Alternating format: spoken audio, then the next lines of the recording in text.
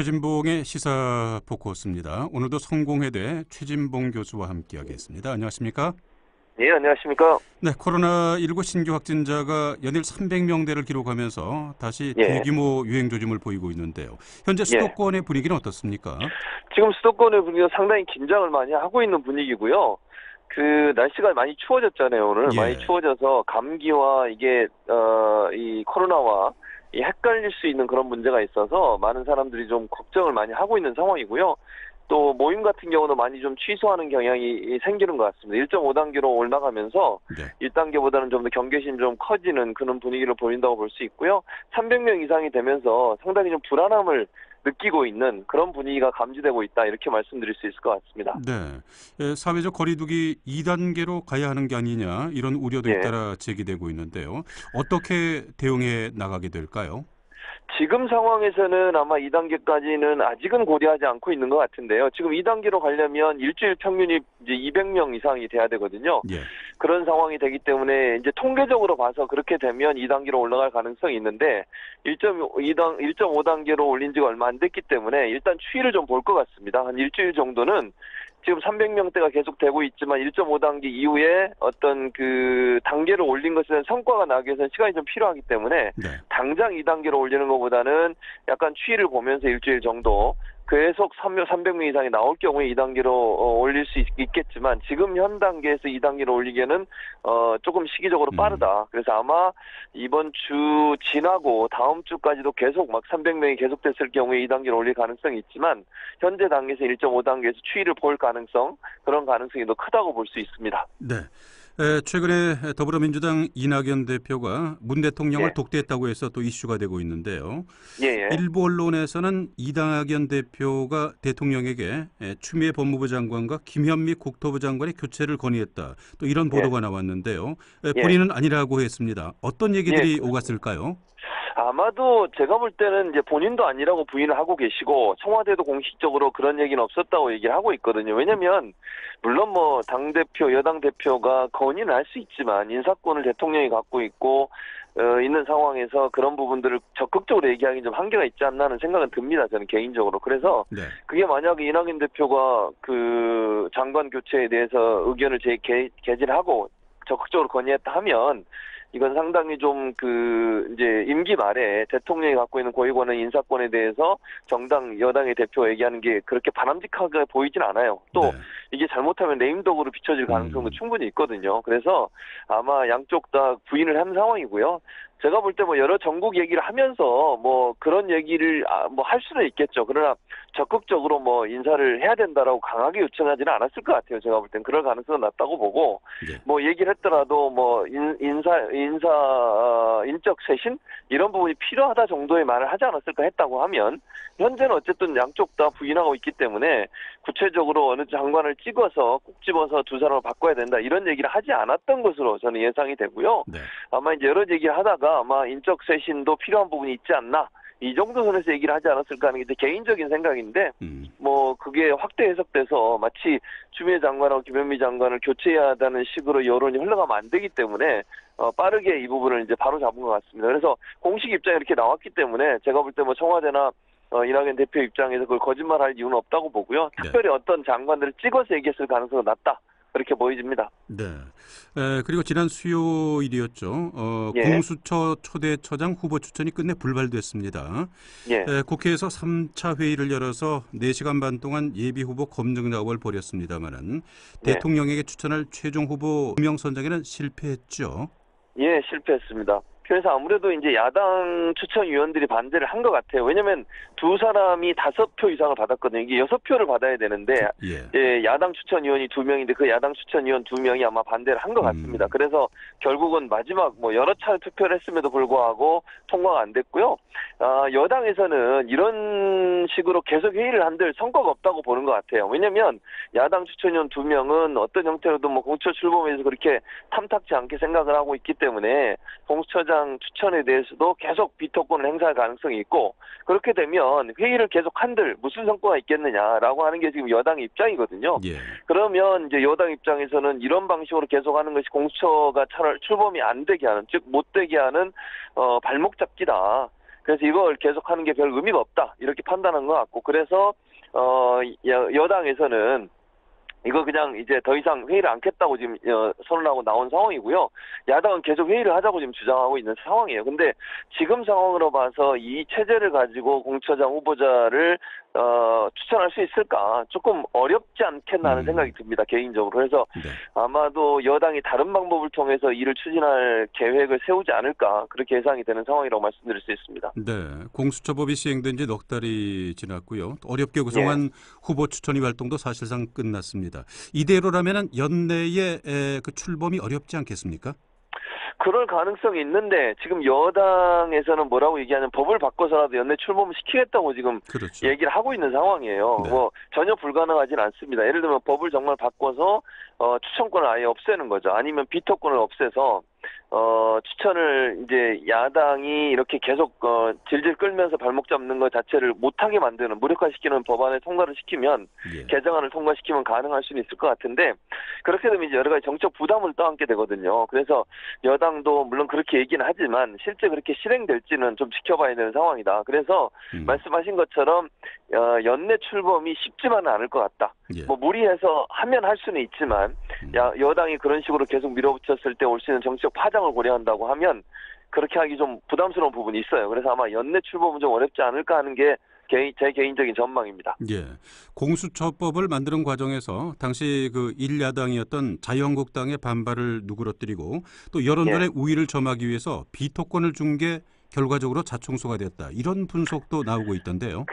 그렇게 된 거죠. 결과론적으로 보면. 비토권 때문에 사실 아무것도 못하는 상황이 돼버렸거든요. 그렇죠. 예. 그래서 비토권을 갖고 있는 사람들이 비토를 하면 누구를 갖다 제시를 해도 사실은 통과가 안 되는 상황이 돼버리니 이런 경우에 과연 공수처장 후보 추천위원회에 실익이 있느냐, 실효성이 있느냐 하는 부분에 대한 논란이 생길 수밖에 없는데 당시에는 사실 공수처에 대해서 여러 가지 반론이 많았고 또 야당에서 계속 반대를 하다 보니까 야당 달래기용으로 비토권을 준 거는 분명하고요. 근데 그게 실행되는 과정에 있어서 이게 어떤 그 회의가 진행되고 또 절차가 진행되는데 상당히 이제 어려움을 주는 요소로 작용을 하다 보니 이 문제에 대해서 다시 논의를 해야 되는 상황으로 왔다. 이렇게 볼 수 있을 것 같습니다. 네. 더불어민주당은 뭐 어떻게든 연내 출범시키기 위해서 공세를 강화할 것 같은데요. 앞으로 여당은 어떻게 나올 것 같습니까? 아마 이제 법 개정을 하려고 추진할 것 같습니다. 법을 개정해서 야당의 비토권을 지금처럼은 하지 못하도록 만들겠죠. 그래서 추천 인원을 뭐 예컨대 여야 구분하지 않고 국회에서 몇 명을 추천한다 이런 식으로 아예 바꾸는 거예요. 그러면 이제 여당이 몇 명을 추천하고 야당이 몇 명을 추천하고 또는 뭐 지금 현재는 야당 추천위원 한 명만 반대해도 안 되게 돼 있거든요. 예, 그걸 그렇죠. 5분의 3, 5분의 3의 동의가 있으면 추천할 수 있다. 이렇게 바꾸게 되면 야당 의원 2명 다 반대해도 사실은 추천할 수 있거든요. 그래서 이거는 기술적인 부분이죠. 예를 들면 전체 추천위원회 5분의 3이 동의하면 추천할 수 있다라든지 아니면 국회 추천의 인원수를 여야 가리지 않고 몇 명 이렇게 해서 여야가 합의해서 추천해서 그 사람들이 추천하도록 만드는 방법. 이런 방법들을 통해서 아마 개정안을 낼 것 같습니다. 개정안을 내서 법사위 본회의 통과시키고 그럼 물론 야당 반발하겠죠. 그리고 나서 이제 밀어붙인다고 하면 아까 말씀드린 것처럼 전혀 불가능하지 않아요. 12월 안에 추천하는 것도. 그런데 이제 그게 정치적 부담으로 오는 부분이 있기 때문에 이건 이제 협상이나 협의를 통해서 좀 풀어야 되는 문제가 아닌가 저는 그렇게 생각을 합니다. 네. 그리고 김해 신공항 얘기인데요. 그 신공항 검증위원회가 사실상 김해 신공항의 백지화를 결정한 이후에 후폭풍이 만만치가 않은 것 같습니다. 어렵게 결정된 김해 신공항이었는데 왜 갑자기 백지화 결정이 나게 된 걸까요? 이 정치적인 고려가 없었을까요?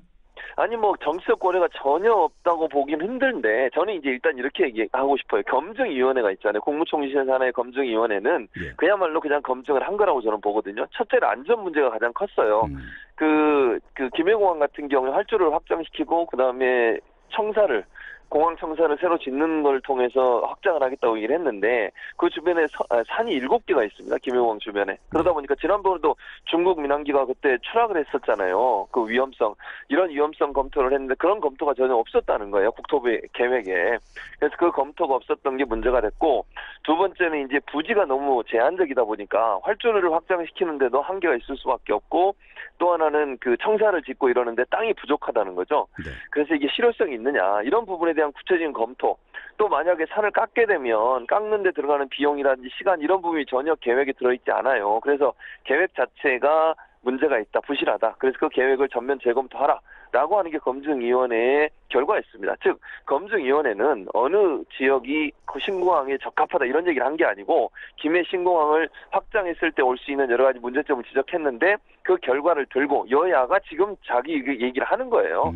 여당은 지금 가덕도 얘기를 하고 있는 거고 야당은 그거 반대하고 이런 거니까 네. 검증위원회가 어느 지역이 좋다 나쁘다 이런 얘기 한 건 아니라는 거 그거 분명히 말씀을 드리고 중요한 건 이제는 여야가 이걸 정책으로 이용하면서 자기들한테 유리한 쪽으로 끌고 가다 보니까 정치적 이슈가 됐다 이렇게 말씀드릴 수 있습니다. 예, 야당 내부에서도 정치적인 입장 때문에 의견이 엇갈리고 있다죠? 그럼요. 예. 당연하죠. 왜냐하면 지금 PK, TK가 붙는 양상이에요. 그렇죠. 지금 오늘 15명 그러니까 국민의힘 쪽에 이제 PK 지역에 지역구를 두고 있는 15분이 법안을 냈어요 벌써. 특별 법안을. 그러니까 가덕도 신공항을 만들기 위한 특별 법안을 이미 제출을 한 상태입니다. 그러니까 여당이 추진하는 게 아니고 지금은 야당의 15명 의원이 한 목소리를 내면서 가덕도로 가야 된다 이렇게 주장을 하고 있고 여당도 여기에 같이 그럼 우리와 함께 하자 이렇게 얘기하고 있는 상황인데 문제는 주영 원내대표가 여기에 반기를 들고 나왔잖아요. 예.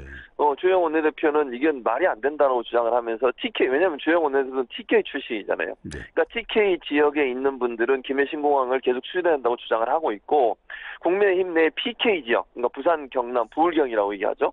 부산 경남 울산 지역의 출신 의원들은 가덕도로 가야 된다 이렇게 주장을 하면서 국민의힘 내에서도 지금 분란이 일고 있고 김종인 비대위원장도 가덕도 신공항에 대해서 긍정적으로 얘기하고 있거든요. 그러니까 원내대표와 비상대책위원장이 충돌하는 양상을 보이고 있어서 이게 내분 양상으로 갈 수도 있는 그런 요소를 작용할 수도 있다고 보여집니다.